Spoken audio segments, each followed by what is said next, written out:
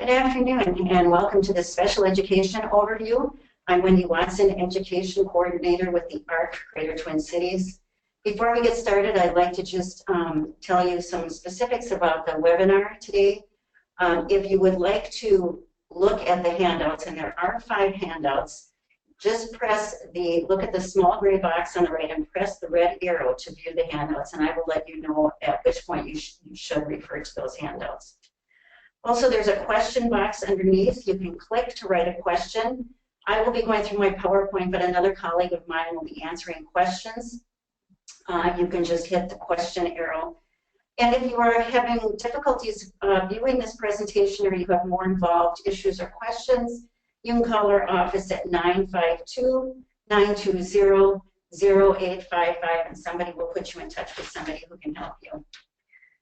Before we get started today with the actual PowerPoint, I'd like to go through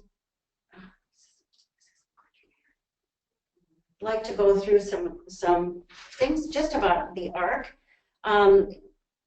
With a brief introduction of what we do for people with intellectual and developmental disabilities and their families. For over 70 years, we at the ARC have been creating opportunities for people with intellectual and developmental disabilities and their family. We started out as a group of parents and concerned individuals who wanted more for their children, and we continue today to be a grassroots organization with over 730 chapters nationwide. All of us are committed to working at local, state, and federal levels to promote and protect human rights and help people lead full and satisfying lives. Just as an example of what are some of the intellectual and developmental disabilities of people we work with or serve, these can include things like autism, cerebral palsy, Down syndrome, fetal alcohol spectrum disorder, and other related conditions. 15% of American children have a developmental disability, or 1 in 7. Families rarely expect that they're going to have a child born or diagnosed with a developmental disability, and when they do, many of them need help and turn to ARC.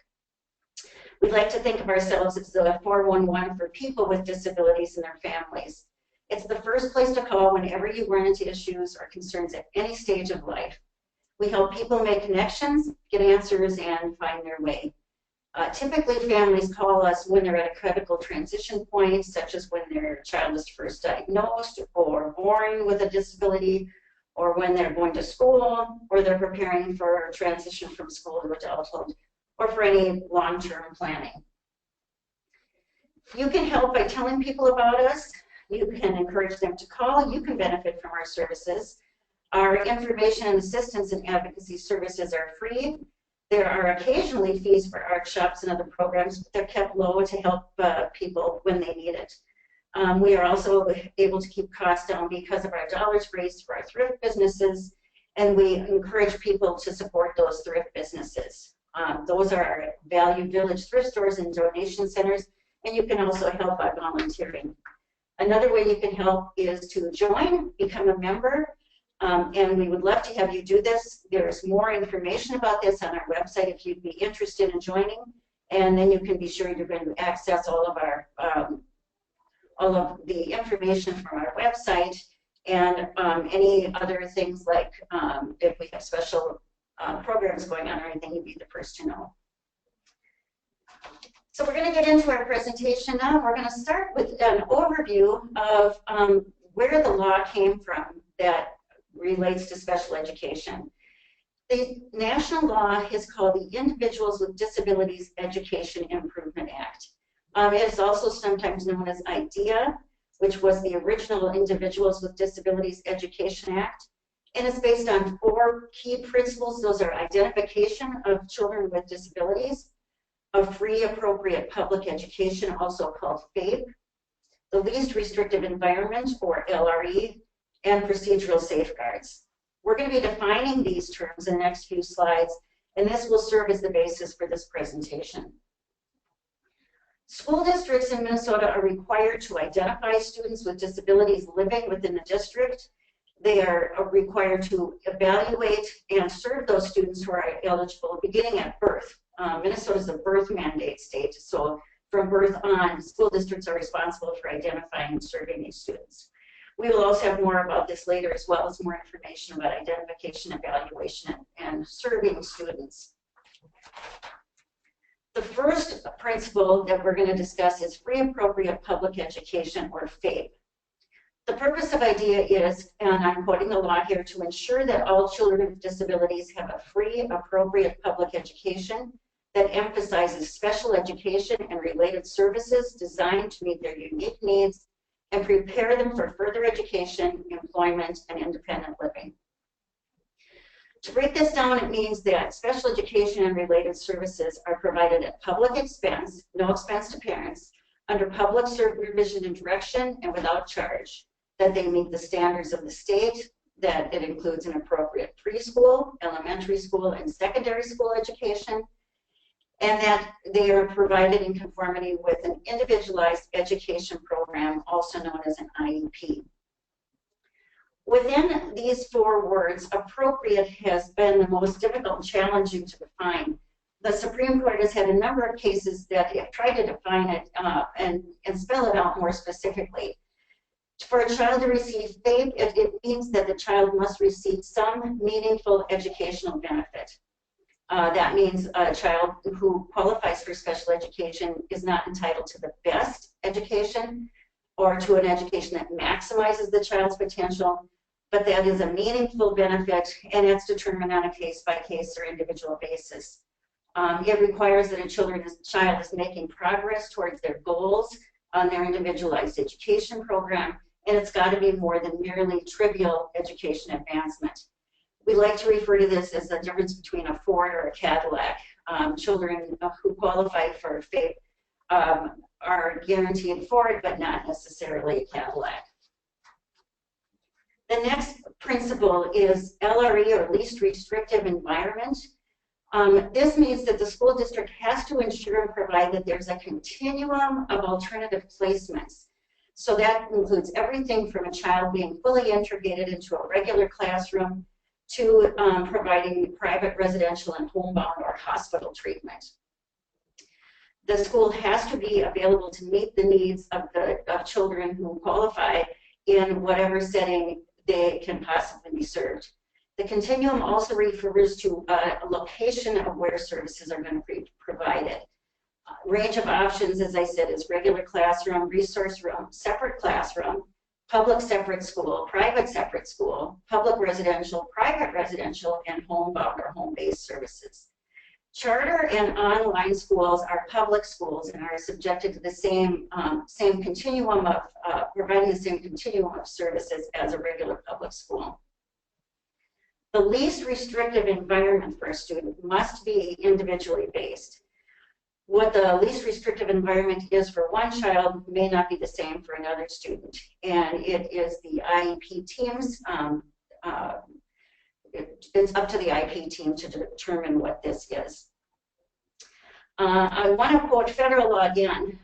Each public agency must ensure that, to the maximum extent appropriate, children with disabilities, including children in public or private institutions or other care facilities, are educated with children who are non-disabled.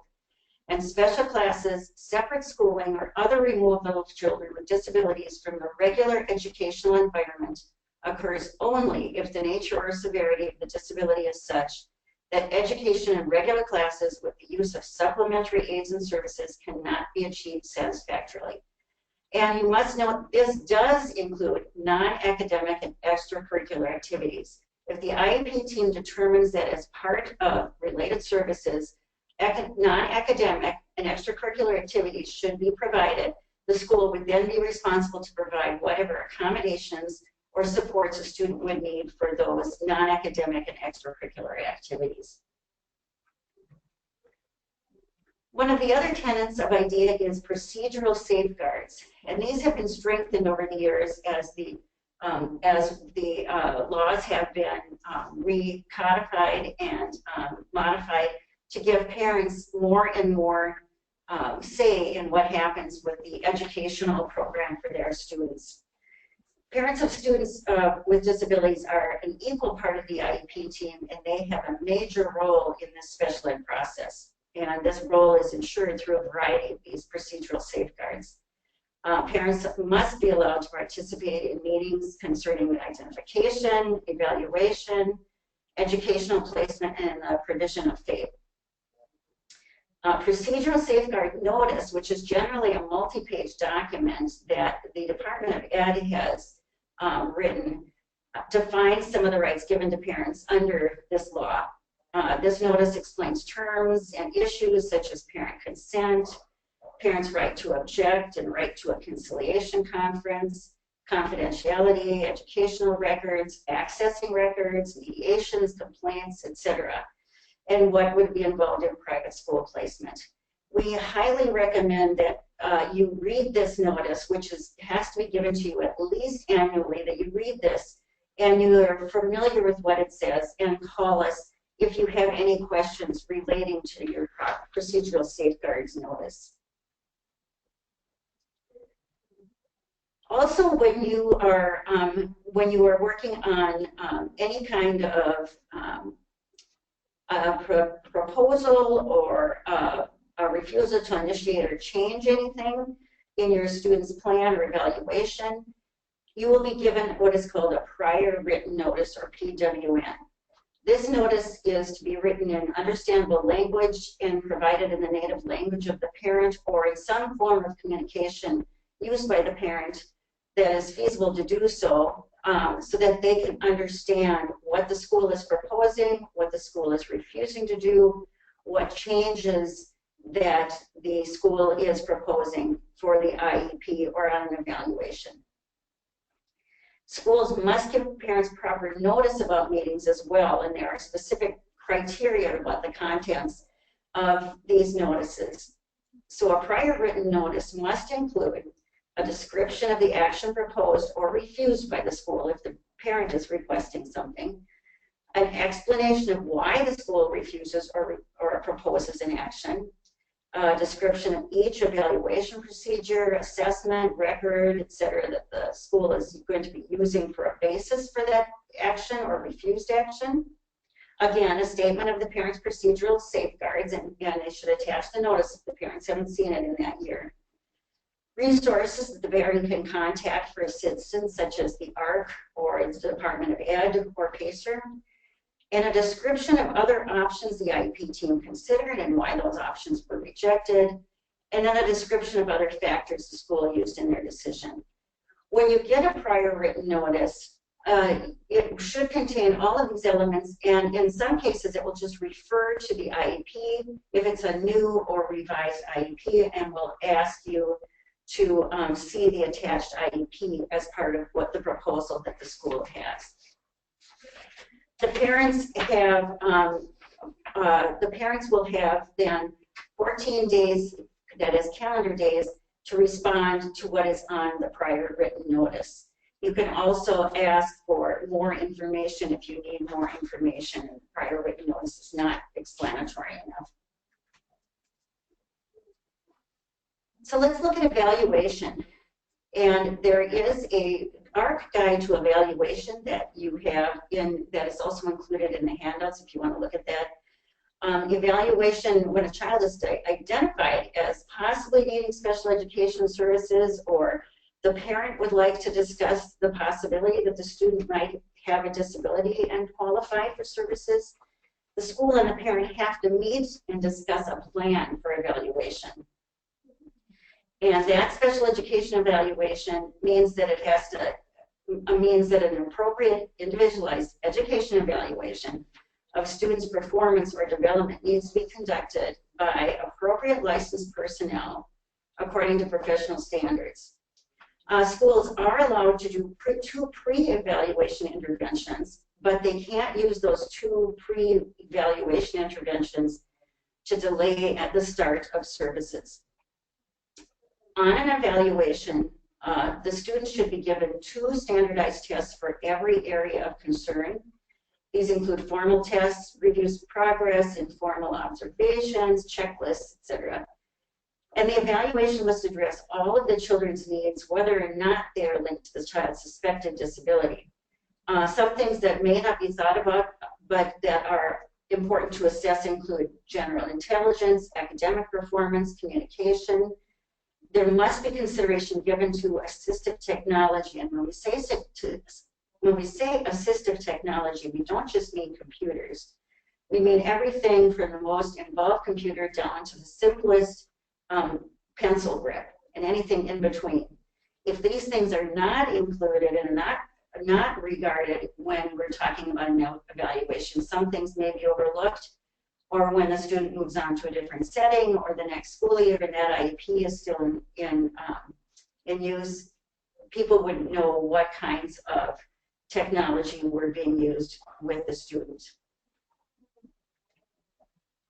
The school district has 30 days from the time a parent or is requests in writing for an initial evaluation. The parent is required to consent before you can do an initial evaluation, but after that, parent consent is not required for reevaluations, although most school districts will still obtain parental permission. Parents have 14 calendar days to respond to any special education notices seeking parental permission, and that begins on the date that the parents receive the form. And the school seeks parental consent on the prior written notice form. So that is the separate form that often comes with other documents, but that lists what changes or what evaluation is being proposed, and that's where the parent should either consent or reject what has been written or ask for more information. It's our experience that parents need time to review the evaluation report. So when you do get that report, request that the district sends you a copy prior to the meeting, that they send you a written report. They're not obligated to do this, but it's important to request it, and then they will probably give it to you because it gives you an opportunity to review it. The evaluation is often a very involved, multi-page document, and it helps to review it and also take it to somebody like the ARC or somebody else who can help you walk through all the standardized testing and what it means.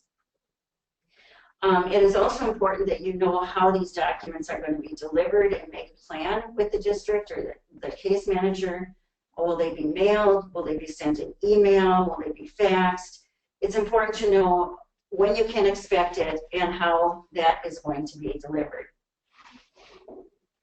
The completed evaluation has to include a report that contains a summary of the results of each test that was done. Then there's usually a checklist that responds to the category of disability that you're testing for. It should include present levels of performance, whether the child qualifies for special ed and related services, and what additional supports or modifications might be needed. This evaluation should also include an explanation of each test that was done. So you'll often see a standard paragraph maybe about what a particular test, how the testing was done, what it means, and how to interpret the results.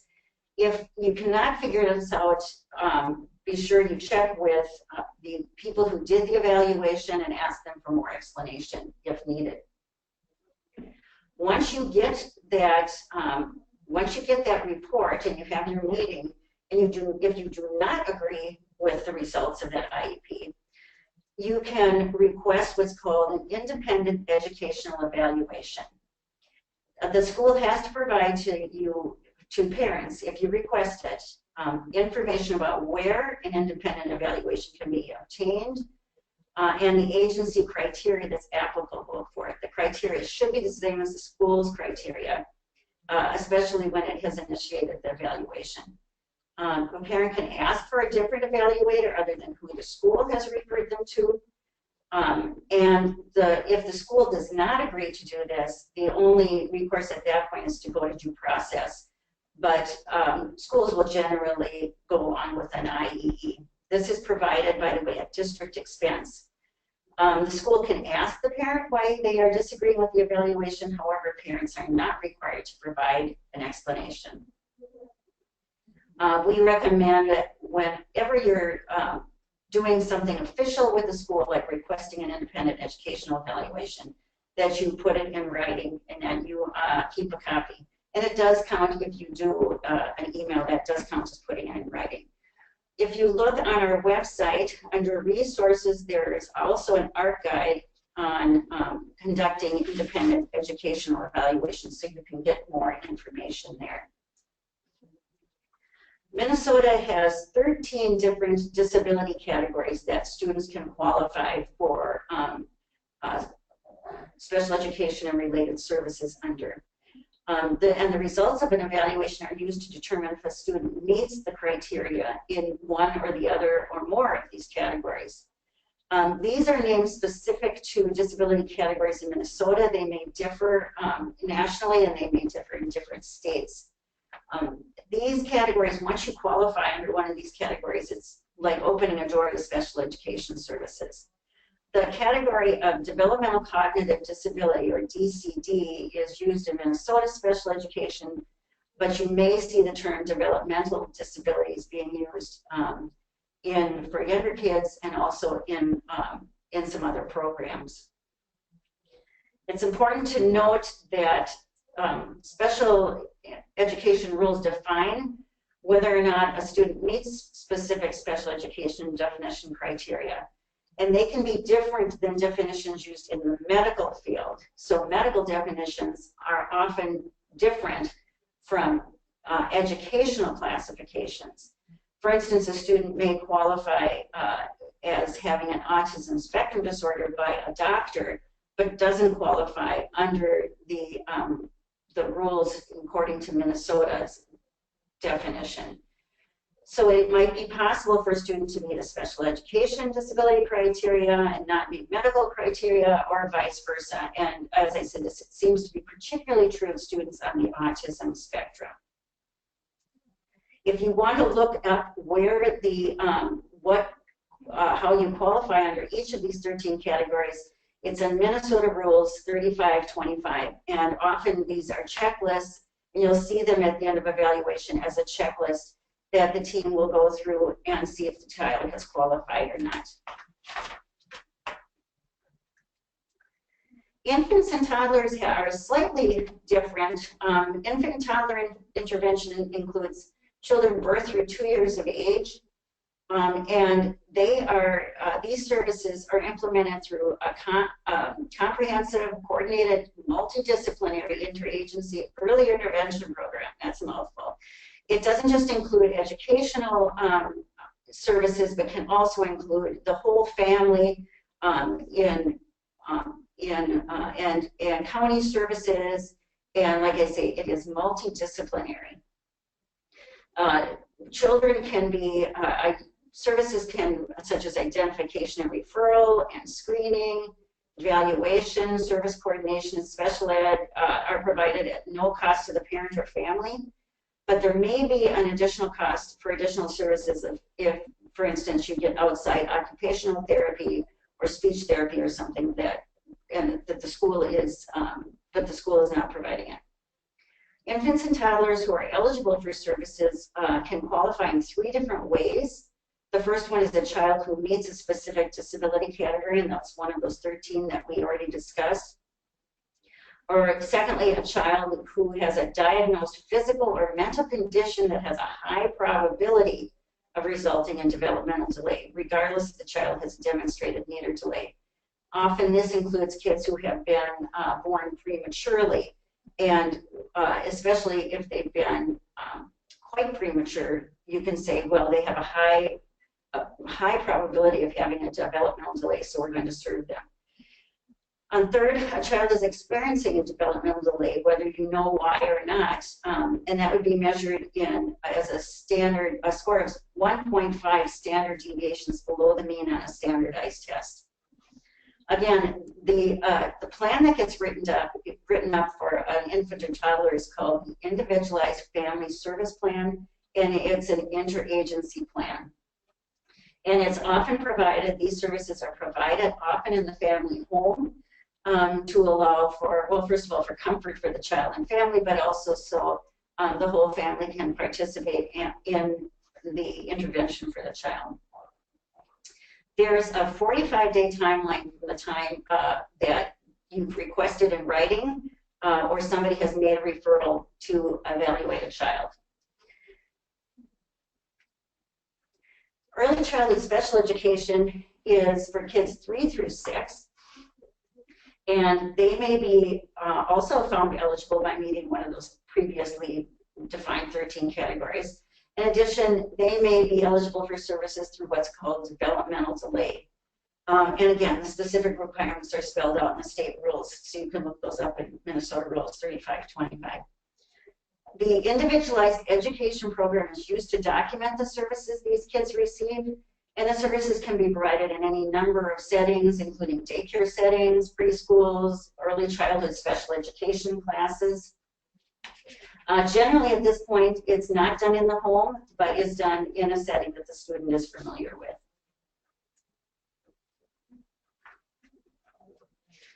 You might see different plans when you are looking at plans written for kids with special needs, and these plans include the plan just described for birth through 2-year-olds, the Individualized Family Service Plan. Then there's the Individualized Education Program, or IEP, for students from 3 to 21. And there's also an Individualized Interagency Intervention Plan that was used more often a few years ago. You might still see it, but it's not used as often anymore because there just isn't the interagency approach for older kids that there was for younger kids. So who is a member of the IEP team? First of all, it's parents. And parents should receive notice in writing of an IEP team meeting that tells the date, place, time, and team members invited to the meeting.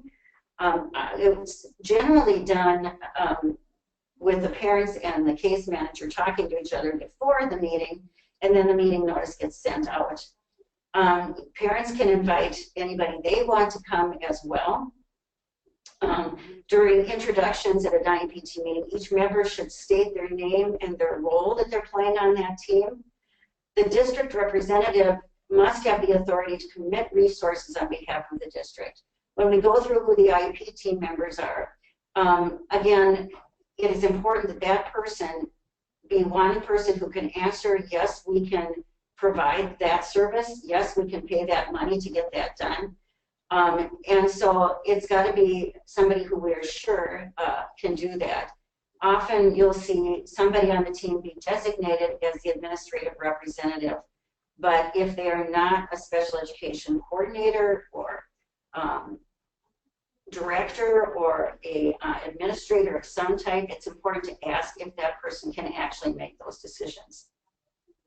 It's also important that if the child participates at all in regular education, that there be a regular education teacher there, and that there be a special education teacher provider who's also there, and that's usually the case manager for the student. If it's a IEP team meeting that has happened right after an evaluation, it's important that someone is there who can interpret the evaluation results for the parent. Sometimes also when a parent arrives at an IEP meeting and a required team member is not at the meeting, it can be a problem. A parent is supposed to be notified before the meeting of this in writing, and at the meeting the parents must be given a form to sign agreeing that that team member is excused. You have the right to reschedule a meeting if a required team member is not in attendance.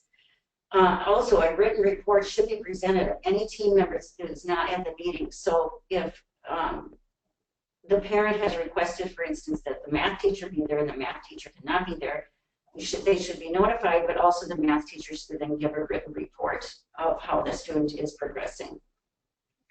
Parents should decide if they want their student to attend if that student is under 18 or is under guardianship.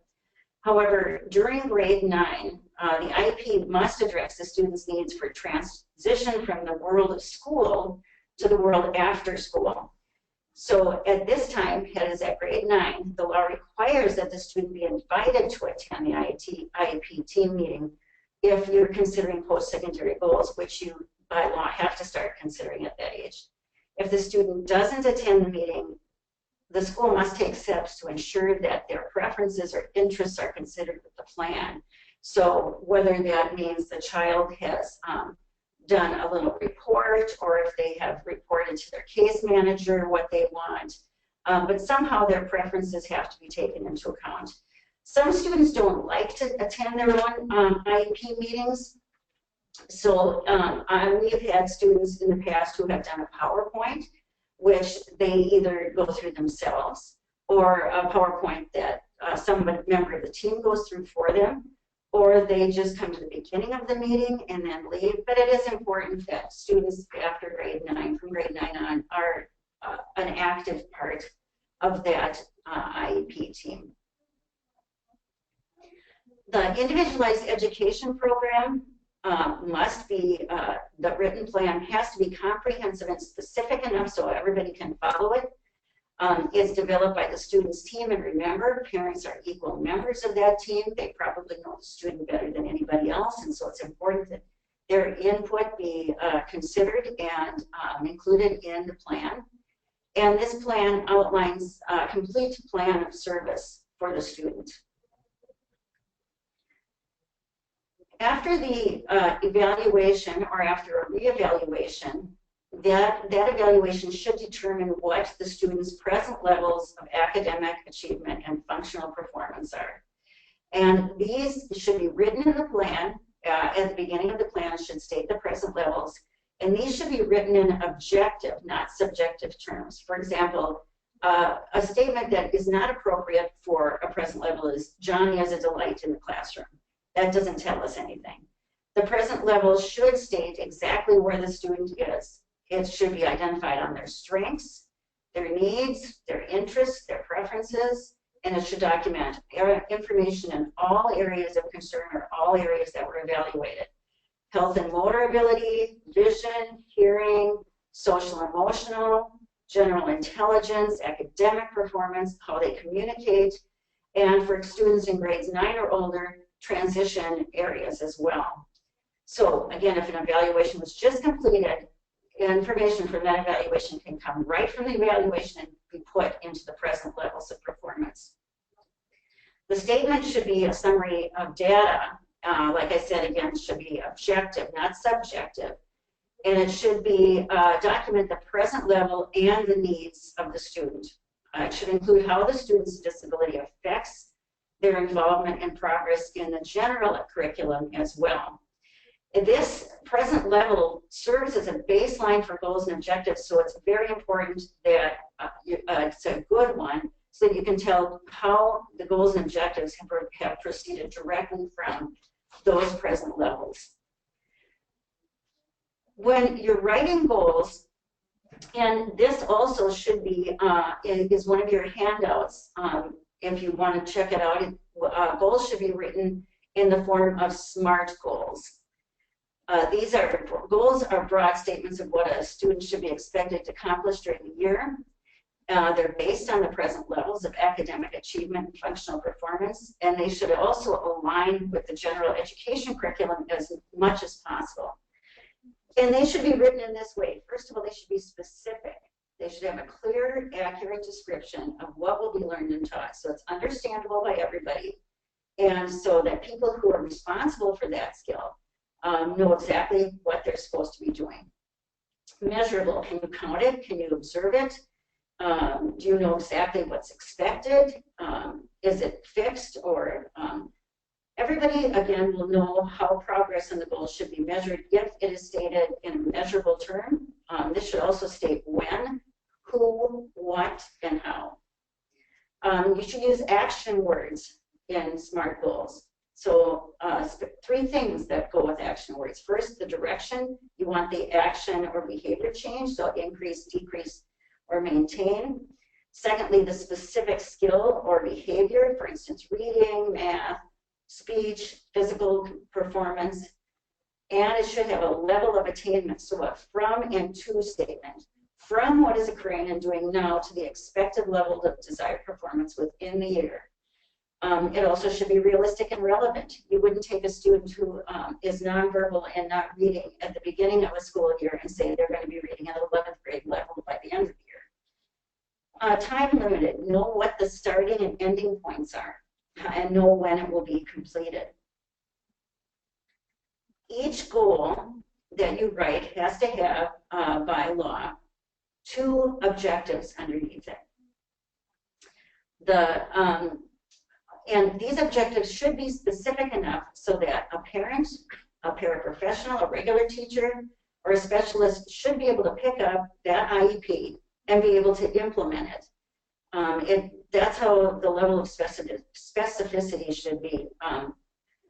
It'd be like if everybody disappeared under an alien invasion, and the next day was a whole different group of professionals working with the student. Would they be able to pick up that IEP and pick up where it was left off and know exactly how to implement the goals and objectives on the IEP?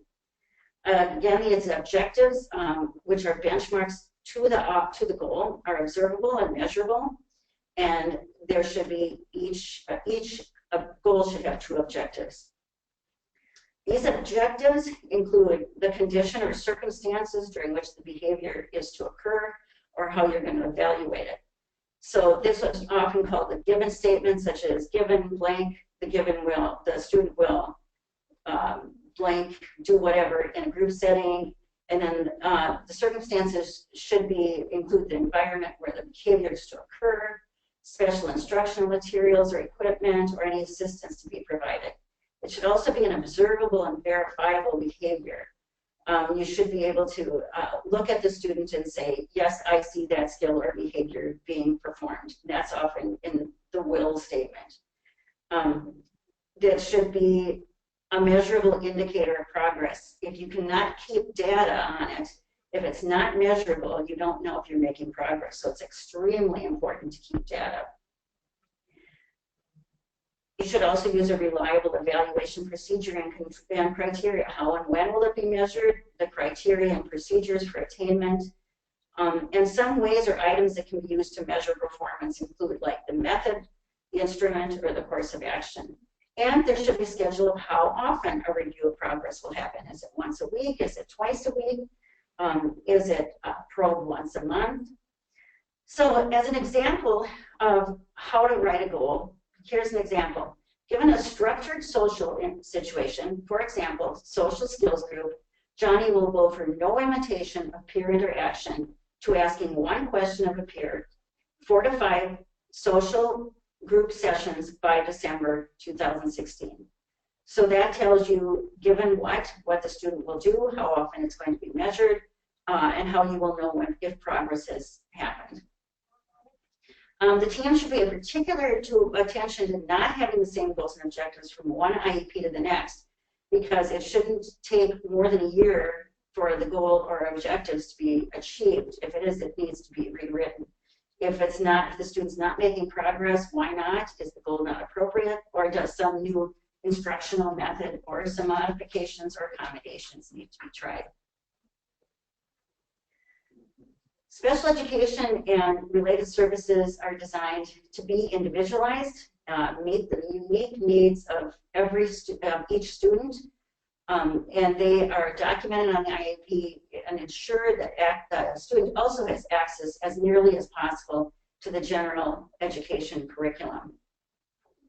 Direct educational services are specialized instructional services provided by a licensed teacher or service provider directly to the student, either in a general classroom, special ed classroom, the community, or other settings. And these services can be provided in a small group or individually. Indirect services are services that are provided through like consultations, trainings, observation. The amount of indirect and direct services are based, again, on individual need. This part of the IEP will state the service to be provided, who will provide the service, where it will be provided, whether it will be direct or indirect, and how many minutes and how long those services are to be provided.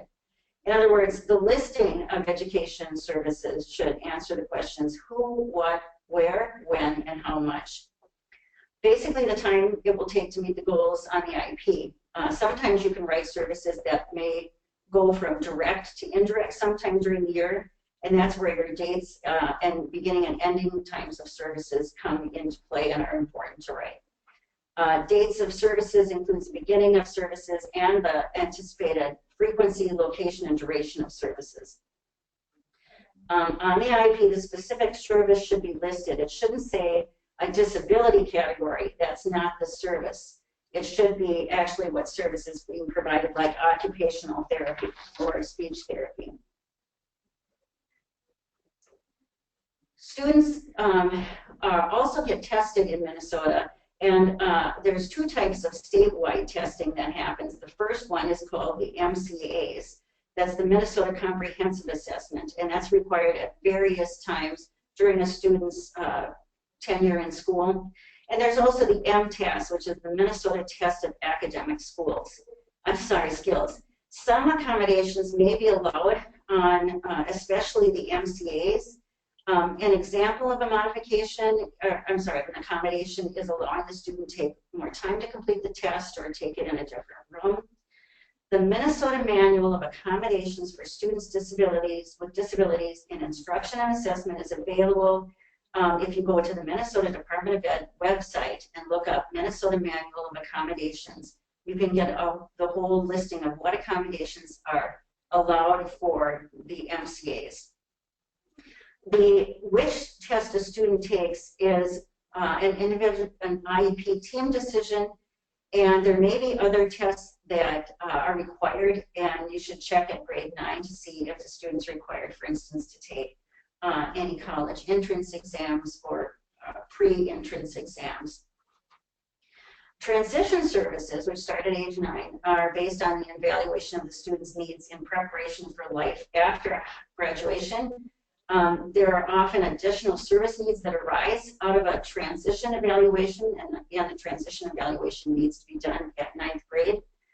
These areas include post-secondary education and training, employment, and independent living. Independent living can include recreation and leisure, community participation, such as transportation, and home living. And it's important to start all these in high school.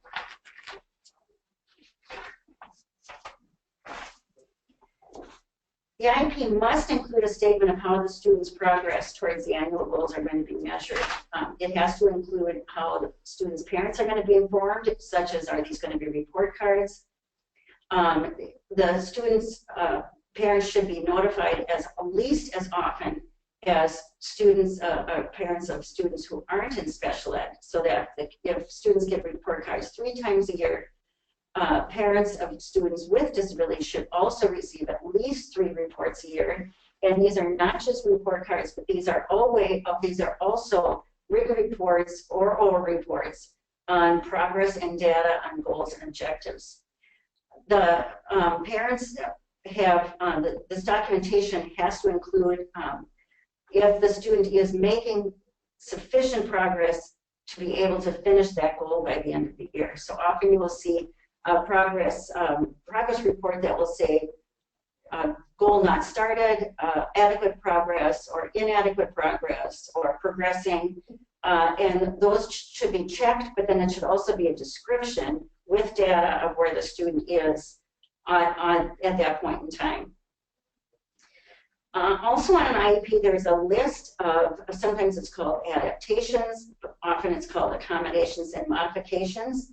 Accommodations level the playing field, so a student with can demonstrate their knowledge without changing the standard or level of classwork. So an accommodation would be having more time to take tests, having 2 days to turn in a late assignment, being able to take a test out or do an assignment out of the classroom. Modifications actually change the classwork. They lower or change the level of difficulty or focus of the classwork. So a modification, for instance, might be do problems 1, 3, 7, and 10, when a regular student would be doing problems 1 through 15. Supports for school personnel may also be necessary for a student to fully participate. For instance, you might have to have an augmentative communication consultant. You might need assistive technology or special transportation. And one of your handouts includes a list of options for accommodations and modifications that you might consider. And there are many, many of them that are possible. The The IEP should also have a determination if there's a need for extended school year or ESY services. In Minnesota, these services are designed for the student to maintain their skills and are based on either one, that the student will significantly regress in a skill or knowledge that would take longer than the length of a break to recoup, that services are necessary for the student to attain and maintain self-sufficiency because of the critical nature of the skill. This is often where kids with autism qualify, because it is important for them to maintain their social skills or behavior interventional plans during the course of a summer or other break time. Or if the IEP team determines that the student's needs are so unique that it would be necessary for them to have ESY to ensure FAPE. When you're doing these an educational plan and you're looking at extended school year, be sure you consider social skills, behavior, not just academic skills, and how important it is for a student to be able to maintain that over the course of the year. And again, you should have a statement. If the student uses a paraprofessional, make sure it's very, very specific as to what that paraprofessional's responsibilities are, where they are working with the student, what exactly they're going to be doing with that student. Are they going to be just observing and taking data? Are they going to be giving cues? Be very specific. Also, when you're writing accommodations and modifications, the Department of Ed has said they do not want to see anything listed as needed on an accommodation or modification. It should always be spelled out when it is needed. So remember that, no as needed on modifications or accommodations. We've talked a little bit about transition services, and again, transition services are for students in grades 9 or up, and they're designed to help a student, once they're out of a K-12 school, to be prepared for what comes next, whether that's future employment, education, transition program. So this also is a time when, at 9th grade, you do a comprehensive assessment on the areas of post-secondary education and training, employment, and independent living. When you develop the plan, schools must inform parents of the full range of transitional goals and services that can be considered. Then it would include a statement of needed transition services with interagency responsibilities for providing those secondary services. Due to recent legal mandates, including Minnesota's Olmstead Plan and the Workforce Innovation and Opportunities Act, or WIOA, it's especially important that students start prepping for competitive integrated employment. These two laws have said that it is important and should be the first goal to be competitively integrated employment for all students, and that they should only be not in that kind of a setting as a last resort. So it's important, therefore, that we start as early as possible to work on those kind of skills, especially soft skills needed for employment. This doesn't mean that other needs go unmet. These can still be part of the IEP and will generally be written into one of the 3 transition areas. It's also recommended that an interest inventory be done at this time, so we know really what the student is interested in, what they would find enjoyable to do. And also, this would be a good time to do a person-centered futures planning process, such as one we do here at the ARC called the Transition Vision Project. And you can go on our website or give us a call to find out more information about that. Again, students should be invited to their IEP meeting if transition services are addressed, and they can do the meeting, they can do a PowerPoint. I actually had a student once do his meeting from outside the room and just yelled through the door because he didn't want to face people. You have to be creative, but it's important to let a student's voice be heard. Just going to quickly look at some related services here. These are the broad array of services that can assist a student with a disability that benefit from specialized instruction or to be able to access the general curriculum. Again, these related services may be needed to help meet individually designed special education goals. The IEP team uses the information from the evaluations and input from the IEP team to determine the students' individual needs and see where would they need some related services. And these also, again, are documented on the IEP. Some of the services that aren't often considered but are to be considered are counseling, medical services, physical therapy, parent counseling and training, psychological services, recreation, rehab counseling, school services, school health services and nurse services, transportation. And again, if you're including any of these, be very specific about who, when, where, how, and how much. Especially when it's transportation and there's special transportation involved, be very specific about what that special transportation looks like.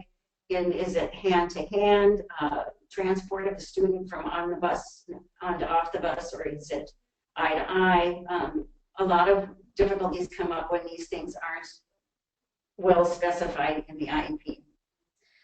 And just a reminder, again, you should get a prior written notice along with the proposed IEP describing what changes or proposals or refusals there are in the new program. The parent has to return the prior written notice or respond in writing somehow within 14 calendar days, or else the school is allowed to proceed with the actions that are on the prior written notice. This is different, however, if it's an initial evaluation or placement. If it's an initial one, if it's the first time, the district cannot proceed without the initial consent of the parent. We also recommend that parents do not sign an IEP at the IEP team meeting. We recommend that parents bring the IEP home, take some time to review it, always remembering the 14-day timeline, and that if the form is not returned in 14 days, the district can proceed. But it's all important for the parent to understand what the IEP says, for all the team members to be sure that it's specific enough and everybody's on the same page. When a district proposes or refuses to initiate or change anything related to the student, again, they have to provide prior written notice within a reasonable time and no less than 14 calendar days before they're proposing something to take into effect.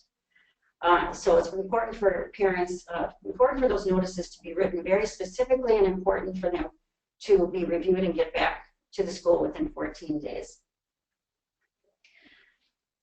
By law, there must be a yearly review and writing of the student's IEP by the IEP team to be sure that the student's needs are being addressed and that there's progress being made towards goals and objectives. And parents and staff or school staff can request a review to revise the IEP at any time during the year within reason. You can also request a progress report if you're wondering where your student is. But it's good if you want to discuss that to just ask for an additional IEP team meeting. Reevaluations have to occur every 3 years, and they can also occur before 3 years if a parent or teacher requests, or conditions have changed, or you think a new disability has come up. Often we see kids who have one disability and then all of a sudden they start getting seizures, or they have some other physical thing that happens, like they have surgery, which is going to affect them. So they can add another health disability, other health disability to the IEP. And they may at that point want to do a new reevaluation. How is it affecting how the kid is working in school? But you can always request a reevaluation. Again, we recommend you put that request in writing. There is also an art guide to the IEP, which is a good review. It's in your webinar materials. So if you want to go over that, it gives you a nice guide to how to do an IEP meeting and what should be involved in the IEP. I'm going to go just briefly into some things about graduation for students who are receiving special education. There is an art guide to this on our website under resources, again, if you want more details. If a student continues to have educational or academic needs or transition needs, and they are eligible for instruction in a transition or post-secondary program as part of receiving FAPE. Again, this is an IEP team decision, whether they are going to graduate with their class on a typical graduation, or whether based on a transition assessment and their needs and goals, they still need more to go on past 12th grade. The team should decide whether the student has met their academic goals and transition needs and is ready to graduate, or if they should get more education and training. Completion of grad requirements or completion of IEP goals can take place at age 18, 19, 20, or 21. And if a student turns 21 during the school year but has not received their diploma yet, they can continue educational services until the end of that school year. It's important that if the school is pushing a student towards graduation and a parent feels that they are not ready to graduate or they still have some unmet needs, that they request an evaluation before the student is allowed to graduate. So there are several ways the student can graduate. That is, they complete their regular high school level credits and they pass all the statewide tests. And those tests can be by passing scores that the same as all students, or that the IEP team can say they're going to assume a different passing score and what that passing score is for this student. When the students graduate, they have to receive a diploma that looks identical to a student without a disability. School transcripts can indicate that a student took classes with a modified or alternate curriculum, but it cannot disclose that the student has a disability, and it can't say anything different on the diploma, and it can't be used to identify programs for students with disabilities. When a child with a disability graduates from high school, the school must provide that child with a summary of his or her academic achievement and functional performance, and that summary must include recommendations on how to assist the child in meeting his or her post-secondary goals. This is often overlooked, but it's important that you get this summary with the level of where your student is at, or that you provide the summary if you're a professional. And if there is any question, that another transition assessment be done before graduation. A student can also graduate on their IEP plan. So in that situation, a student will have also achieved an individual passing score for graduation requirements, or on an alternative assessment. And this is often referred to as an IEP-driven diploma. This can happen anytime from regular graduation age through 21. And again, if you have more questions about that, there is an art guide to graduation on our website. Just a few words about communication and the importance of communication when in special education, and especially when working with your team. Communication difficulties often occur. Sometimes they occur because we're not specific enough on our goals and objectives, or there have been communication difficulties that have festered and people have lost trust with each other. So there are a few tips we have for communication with professionals and school people. Actively listen to team members. It's hard once you get in an IEP meeting or any other kind of meeting to think about what other people are saying. Use I statements. I think, I feel, not you. It sounds too accusatory. Also use and instead of but. For example, I know it is easier for the team to meet after school, but my husband can't come then, versus I know it is easier for the team to meet after school and my husband can't come then. It often is like, I equate it to putting your hand up in front of the person's face when you say, but. You can call us for assistance on any of these things, and we can help strategize with you if you're having some of these communication problems.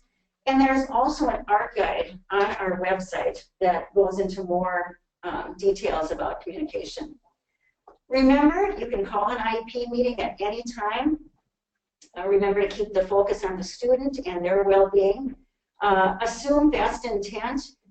People didn't go into education. They don't become professionals because they want to be difficult. They do it to help kids, and everybody's there to help that student. Also, be careful what you put in email. In some ways, it's a good way to provide a written documentation and paper trail, but tone becomes difficult and it's hard to interpret. Don't press send when you're angry. Always give it a few minutes, step back and review what you've written, or have somebody else review it for you. Again, avoid using capital letters as that looks like yelling or that you're angry. And think about who you are emailing to. Do you really need to email to all the people you're emailing to? Keep in mind that emails can be seen by, can be forwarded to anyone. So watch what you put in those emails and be sure that you're okay with who that email might go out to. When you're having a meeting, or if you're talking on the phone, take notes of conversations, write down the date of the contact and who you talked to, describe the conversation. If you as a parent are having difficulties, or if you as a professional are having difficulties, go through the special ed director. They often can be helpful. They often don't know that there's an issue, and it's important that you include them in on some of these issues, and sometimes you can get difficulties dealt with right at that level. Or call the Art Greater Twin Cities. We have education advocates on duty who can strategize with you and help you with communication. As part of your handouts, I have included a meeting note-taking device, which just sometimes it helps to have either a person with you, a friend or a colleague with you to help take notes.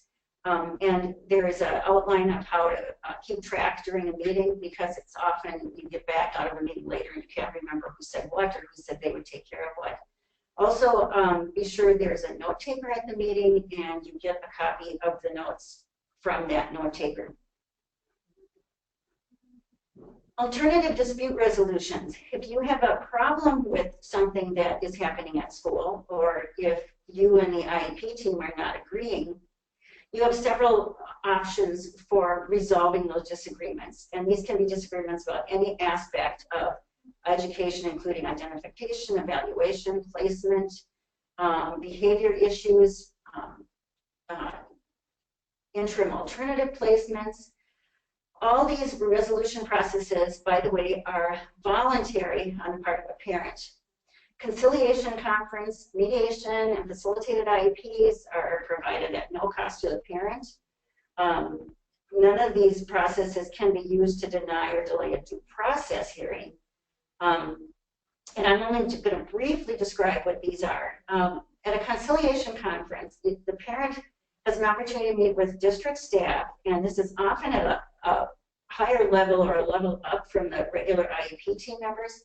If you've not had a coordinator or a special ed director involved, this is often the point at which they step in. And just to be clear, this would be if you say on a prior written notice that you do not agree with the school's decisions, or they have to offer you a conciliation conference.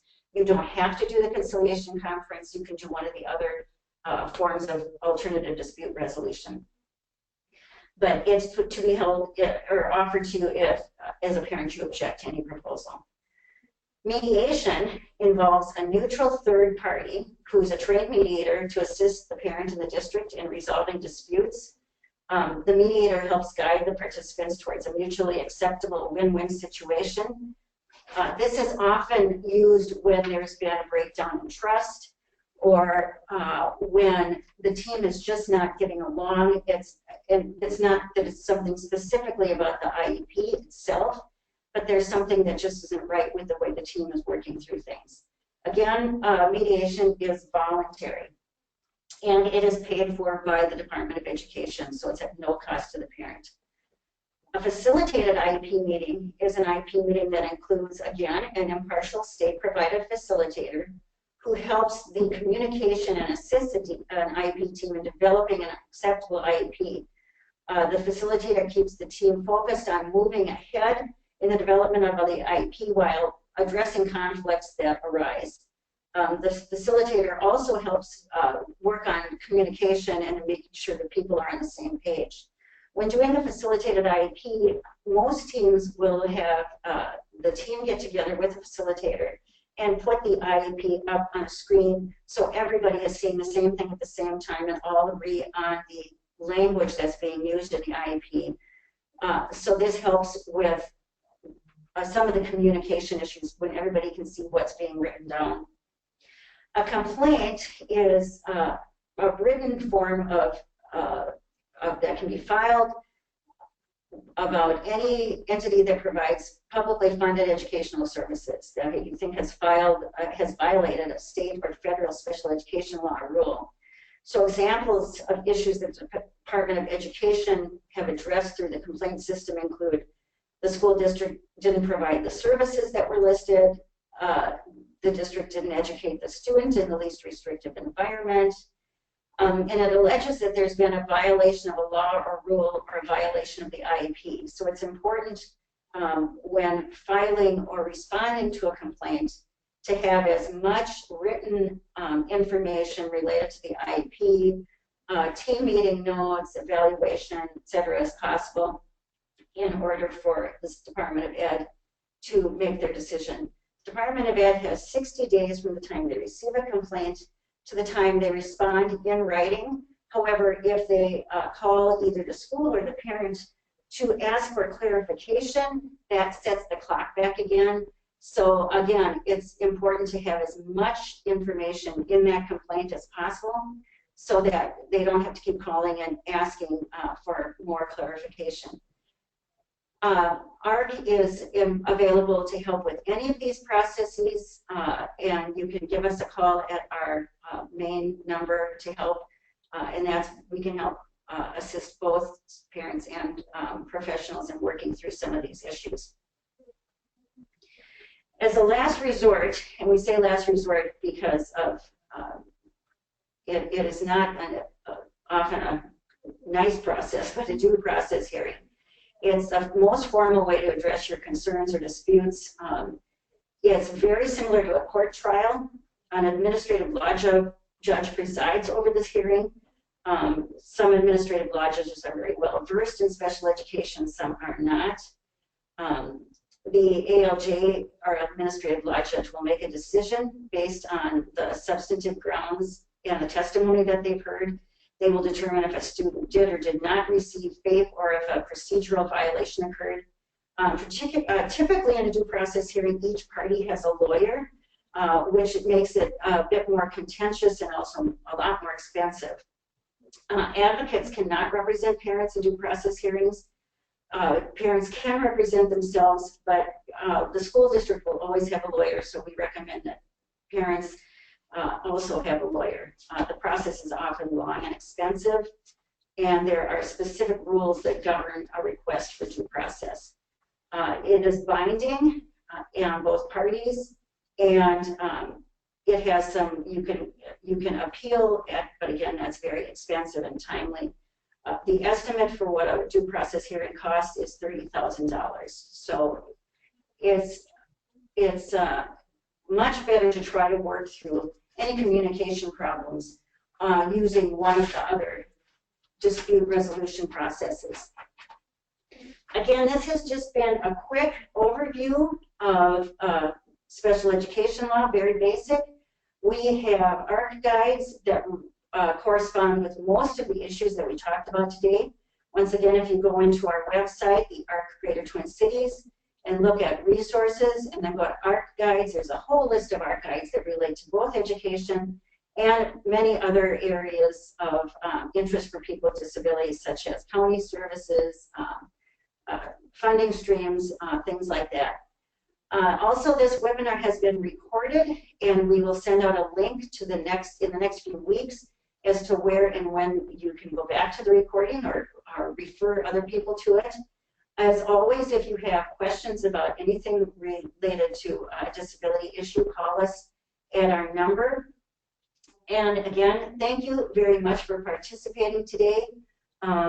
If there are any further questions, you can type them in and we will look at them. Otherwise, feel free to give us a call. Thanks for your participation.